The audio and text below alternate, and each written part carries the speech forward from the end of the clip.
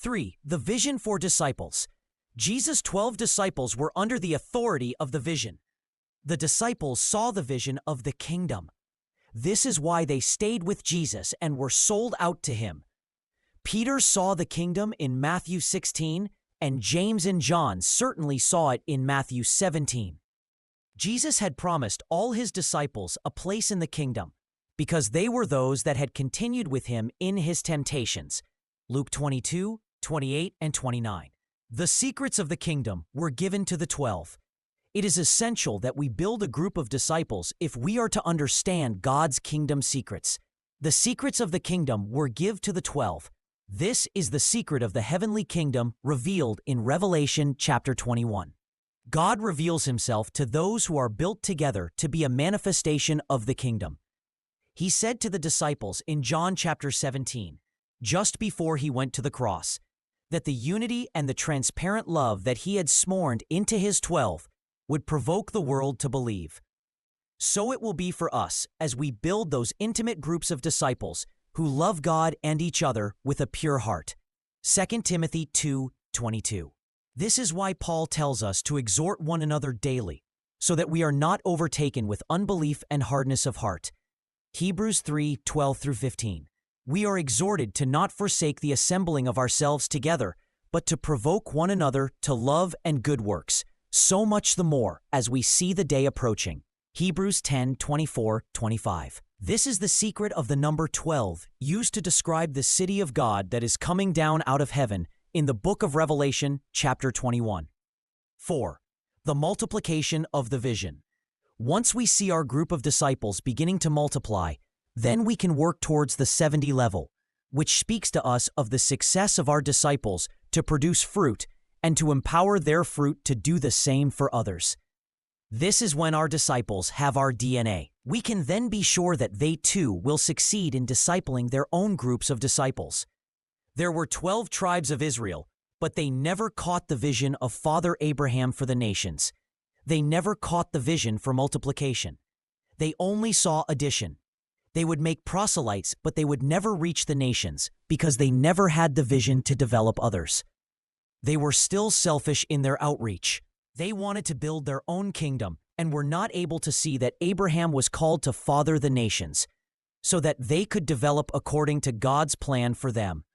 They never had the vision of building someone else's ministry. That is what the vision of discipleship is. They only sought to secure their own position and never saw the vision of reaching the nations.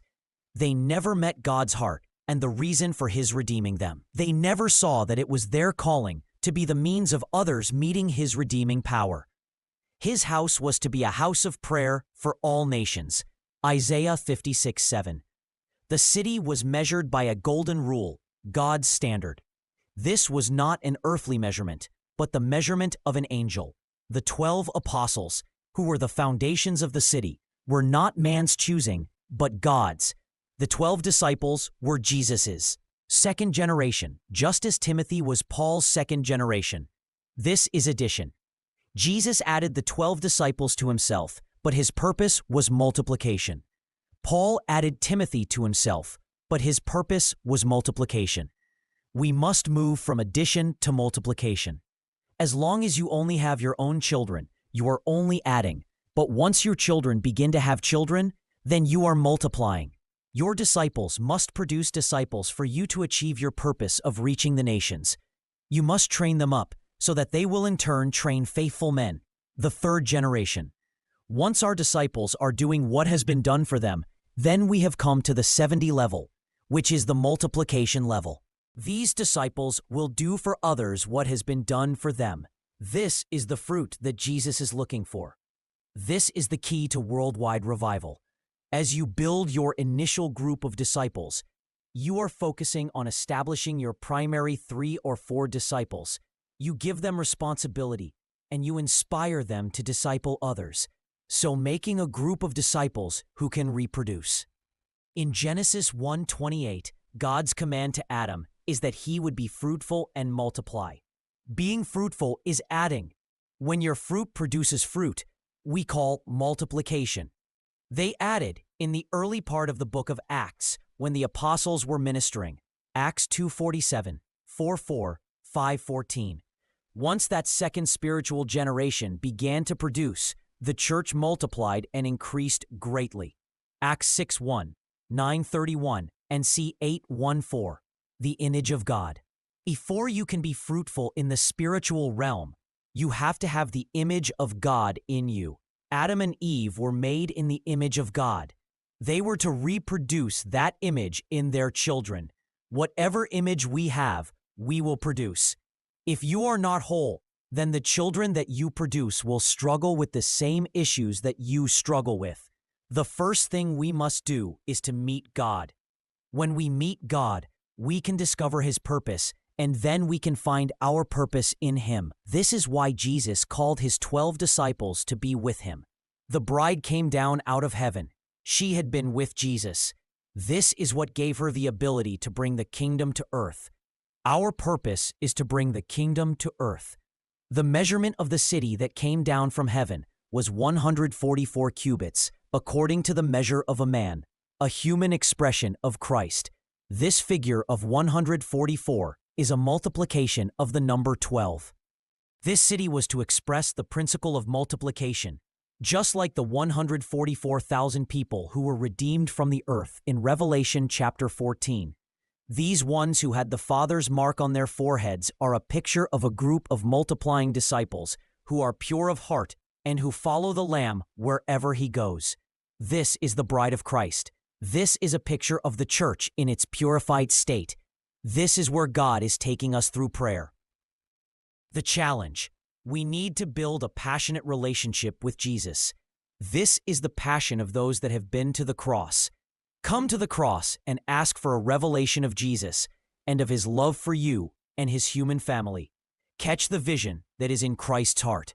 He is committed to reaching the nations through you. Realize that the answer is in the groups of disciples. Be committed to building your key people so that the others in the group of disciples will catch the vision. They will then in turn reach others and begin to disciple them. The first step here for them will be to bring them into the group and enlist the help of the members of the group in discipling them. This will lead to multiplication. Prayer. Lord, I want to develop a passionate relationship with you, and out from that, a love for humanity. I commit myself to building others up so that they embrace the principle of discipleship. This way I can play my part in reaching the nations. I will not depend on someone else to take my responsibility, but instead I will meet with you in prayer, and I will meet with those who have a pure heart. 2 Timothy 2:22. I ask for your authority and favor on my life. I thank you that you have given me your image so that I might produce after my kind, and I pray that those who you give me will be fruitful also, and so together we will move to a place of dominion. I acknowledge that both yours and my inheritance is in the saints. Ephesians 1:18. Today I press forward to know you and to bring your kingdom to earth.